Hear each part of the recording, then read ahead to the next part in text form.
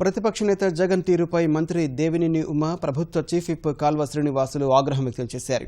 రాష్ట్రంలో జరుగుతున్న అభివృద్ధిని చూడలేకే వైకాపా అధ్యక్షుడు దుర్మార్గపు చర్యలకు పాల్పడుతున్నారని ధ్వజమెత్తారు. ప్రాజెక్టుల విషయంలో జగన్కు వాస్తవాలు తెలియవని, నోటికొచ్చిన విధంగా మాట్లాడి తన ఉనికి చాటుకునేందుకు ప్రయత్నిస్తున్నారంటూ మంత్రి దేవినేని మండిపడ్డారు. రాయలసీమకు తాగు, సాగునీరు ఇచ్చిన ఘనత చంద్రబాబుకే దక్కుతుందని ప్రభుత్వ చీఫ్ విప్ కాల్వ శ్రీనివాసులు అన్నారు. నీకు వాస్తవాలు తెలీదు, నోటికి ఏదొస్తే అది మాట్లాడతావు. కృష్ణా డెల్టాలో కరువు అంటావు.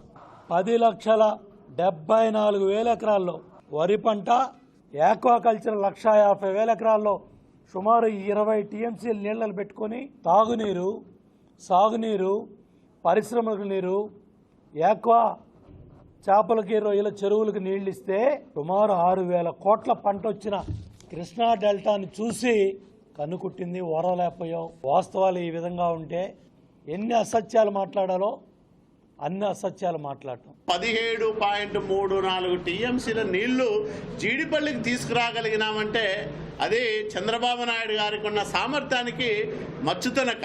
రాష్ట్ర నీటిపారుదల విషయంలో కానీ, ఈ రాష్ట్ర విస్తృత ప్రయోజనాల విషయంలో కానీ జగన్మోహన్ రెడ్డికి ఉన్న అవగాహన ఏంటో చెప్పమని అడుగుతా ఉన్నాం.